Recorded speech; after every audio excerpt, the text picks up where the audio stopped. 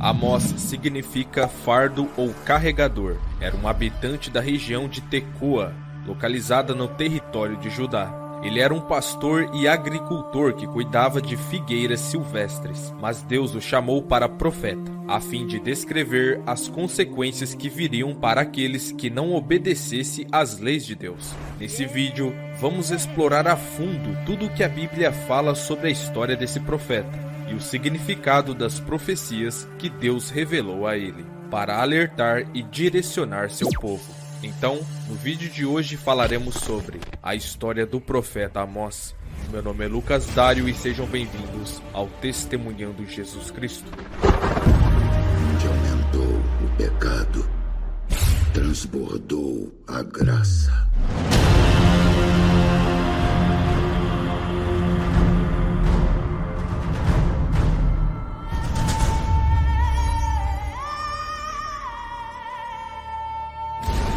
Paz, amados! Peço a ajuda de todos vocês para se inscreverem no canal e ativar o sininho de notificações. Se vocês gostarem do vídeo, deixa aquele like que me ajuda demais a produzir mais vídeos.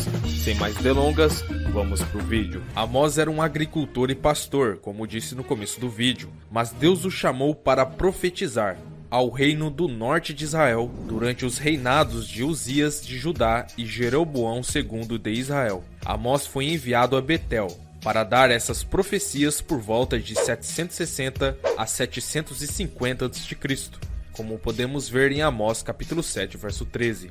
Veja: mas em Betel, daqui por diante, não profetizes mais, porque é o santuário do rei e casa real.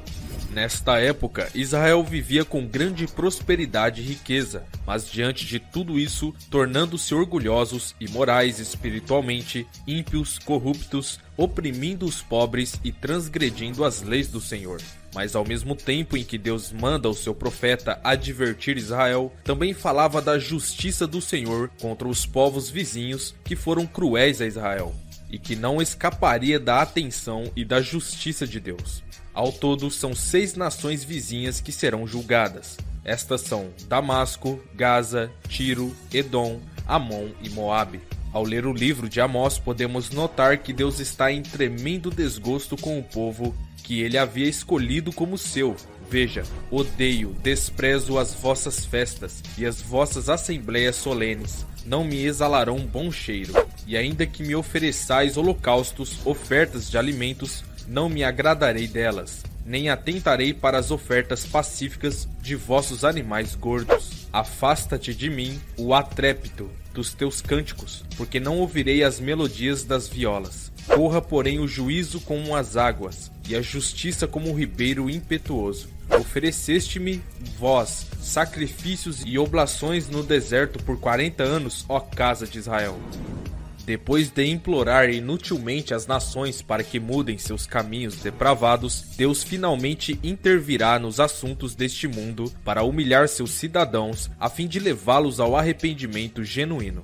Em Amós capítulo 5, versos 18 a 20, Deus declara que será uma época terrível. Veja: ai daqueles que desejam o dia do Senhor. Para que quereis vós este dia do Senhor? Será de trevas e não de luz. É como se um homem fugisse de diante do leão e se encontrasse com ele o urso, ou como se entrando numa casa e encostando a mão na parede fosse picado por uma serpente. Não será, pois, o dia do Senhor trevas e não luz, e escuridão sem que haja resplendor? Cegos por seu grande orgulho.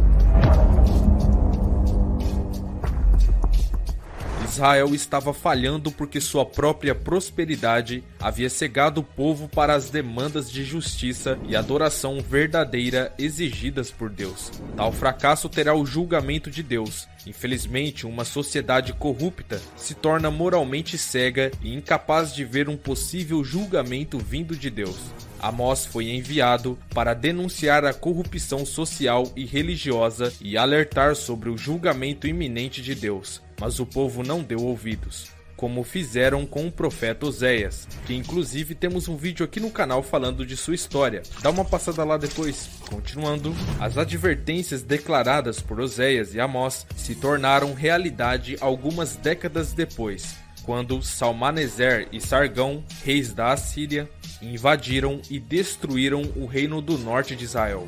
Os líderes e habitantes da terra infelizmente se recusaram a acatar os conselhos que Deus deu por meio de Amós e Oséias. Apesar de suas predições de punição e destruição, a profecia termina com a promessa de uma gloriosa restauração futura. Veja, naquele dia tornarei a levantar o tabernáculo caído de Davi e repararei as suas brechas, e tornarei a levantar as suas ruínas, e eu edificarei como nos dias da antiguidade, para que possuam o restante de Edom, e todos os gentios que são chamados pelo nome. Diz o Senhor que faz essas coisas. Eis que vem dias, diz o Senhor, em que o que lavra alcançará ao que cega, e o que pisa as uvas ao que lança semente. E os montes destilarão mosto, e todos os outeiros se derreterão. E trarei do cativeiro o meu povo Israel, e eles reedificarão as cidades assoladas, e nelas habitarão, e plantarão vinhas, e beberão vinho, e farão pomares, e lhes comerão o fruto, e plantá-lo-eis na sua terra, e não serão mais arrancados da sua terra que lhes dei, diz o Senhor teu Deus. As 5 visões. Deus mostrou 5 visões impressionantes para o profeta Amós. Veja, enxames de gafanhotos. Foi isto o que o Senhor, o soberano, me mostrou. Ele estava preparando enxames de gafanhotos depois da colheita do rei, justo quando brotava a segunda safra. Depois que eles devoraram todas as plantas dos campos, eu clamei: Senhor soberano, perdoa. Como Jacó poderá sobreviver? Ele é tão pequeno. Então o Senhor arrependeu-se e declarou: isso não acontecerá. Pela destruição das colheitas da nação, Amós implorou pela misericórdia de Deus, e Deus respondeu o apelo, como acabei de citar. Fogo. O soberano, o Senhor, mostrou-me também que para o julgamento estava chamando o fogo, o qual secou o grande abismo e devorou a terra. Então eu clamei: soberano Senhor, eu te imploro que pares. Como Jacó poderá sobreviver? E ele é tão pequeno? Então o Senhor arrependeu-se e declarou: isso também não acontecerá. Um incêndio que destrói não apenas a vegetação, mas também as águas subterrâneas. Mais uma vez, Amós orou e Deus respondeu, como acabei de citar. Repare que esse fogo consumirá a terra toda. Essa profecia, sem dúvidas, é para o nosso futuro. Rigor de prumo. Ele me mostrou ainda isto. O Senhor, com um prumo na mão, estava junto a um muro construído no rigor do prumo. E o Senhor me perguntou: o que você está vendo, Amós? Um prumo, respondi. Então disse o Senhor: veja, estou pondo um prumo no meio de Israel, e o meu povo não vou poupá-lo mais. Os altares idólatras de Isaque serão destruídos, e os santuários de Israel ficarão em ruínas. Como a espada me levantarei contra a dinastia de Jeroboão.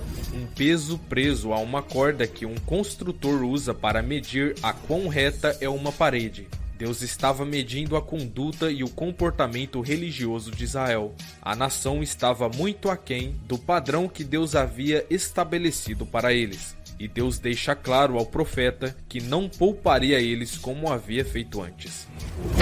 Uma cesta de frutas maduras. O Senhor, o soberano, me mostrou um cesto de frutas maduras. O que você está vendo, Amós? Ele perguntou.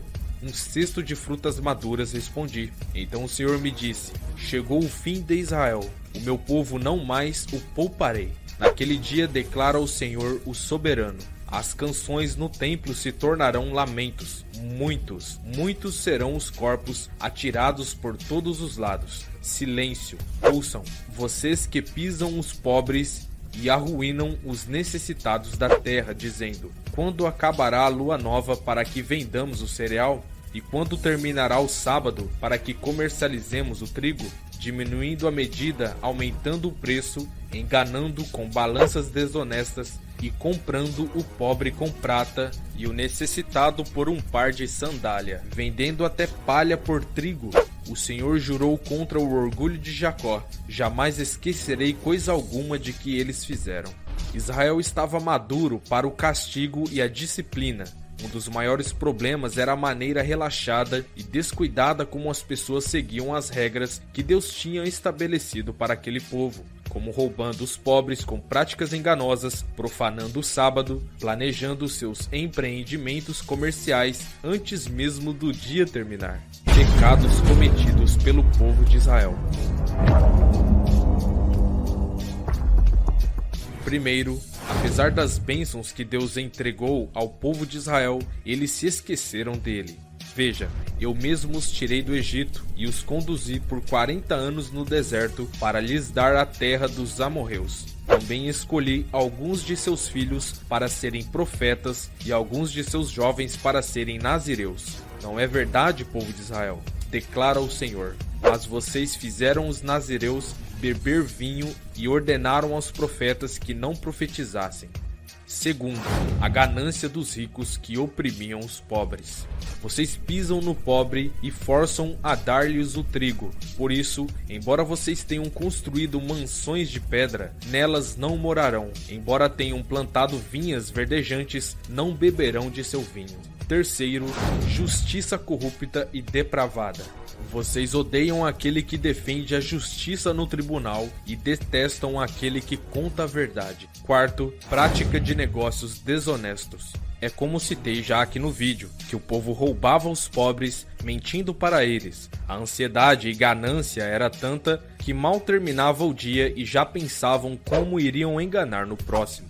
Quinto, sua adoração e práticas religiosas eram rituais superficiais e vazios. Eu odeio e desprezo as suas festas religiosas. Não suporto as suas assembleias solenes. Mesmo que vocês me tragam holocaustos e ofertas de cereal, isso não me agradará. Mesmo que me tragam as melhores ofertas de comunhão, não darei a menor atenção a elas. Afastem-te de mim o som das tuas canções e a música de suas liras. Em vez disso, corra a retidão como um rio, a justiça como um ribeiro perene. Foi a mim que vocês trouxeram sacrifícios e ofertas durante os 40 anos no deserto, ó nação de Israel. Não, vocês carregaram seu rei Sicute e Cuim, imagens dos deuses astrais, que vocês fizeram para si mesmos. Por isso, eu os mandarei para o exílio, para além de Damasco, diz o Senhor, o Deus dos exércitos é o seu nome. Anos mais tarde, Cristo declararia: e em vão me adoraram, ensinando como doutrinas ou mandamentos de homens. Israel de joelhos.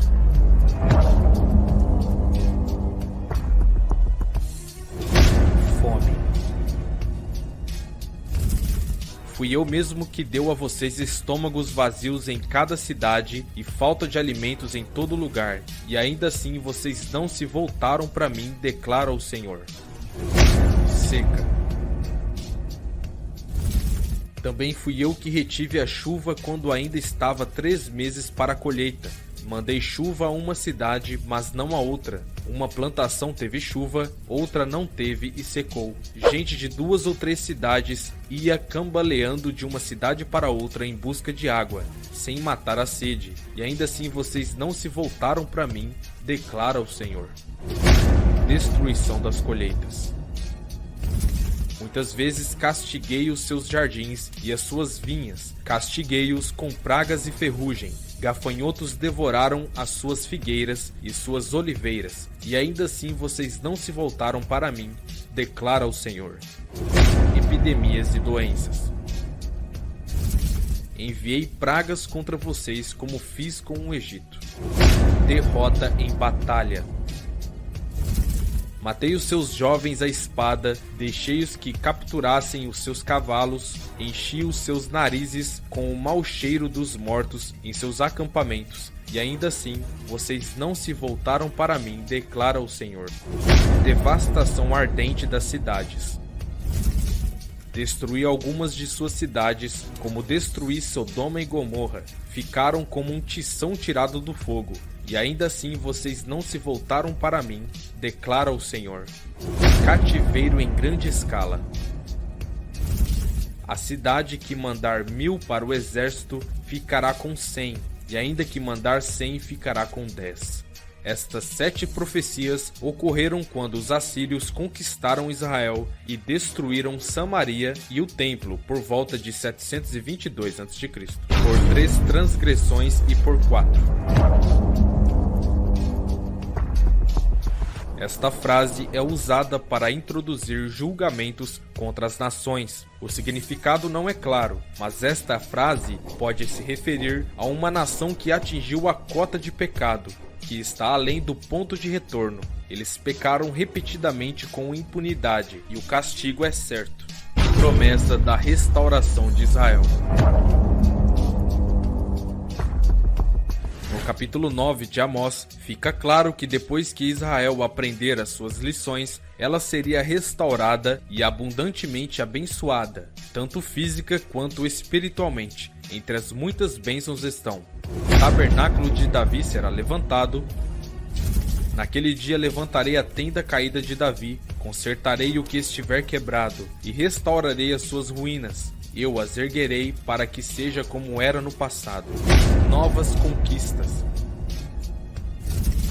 Para que meu povo conquiste o remanescente de Edom, e todas as nações me pertençam, declara o Senhor, que realizará essas coisas. Colheitas em abundância. Dias virão, declara o Senhor, em que a ceifa continuará até o tempo de arar, e o pisar das uvas até o tempo de semear. Vinho novo gotejará dos montes e fluirá de todas as colinas. Trarei de volta a Israel e meu povo exilado. Eles reconstruirão as cidades em ruínas e nelas viverão. Plantarão vinhas e beberão do seu vinho. Cultivarão pomares e comerão do seu fruto. A paz prevalecerá. Plantarei Israel em sua própria terra, para nunca mais ser desraigado da terra que lhe dei, diz o Senhor, o seu Deus. Poderemos ver que, de fato, Deus começou a restauração de Israel durante o domínio dos Medo-Persas no ano 538 a.C., onde teve o primeiro retorno dos exilados através do decreto do rei da Pérsia. Veja, assim declara o Ciro, rei da Pérsia: o Senhor, o Deus dos céus, deu-me todos os reinos da terra e designou-me para construir-lhe um templo em Jerusalém, na terra de Judá. Quem dentre vocês pertencer ao povo, vá para Jerusalém, e que o Senhor, o seu Deus, esteja com ele.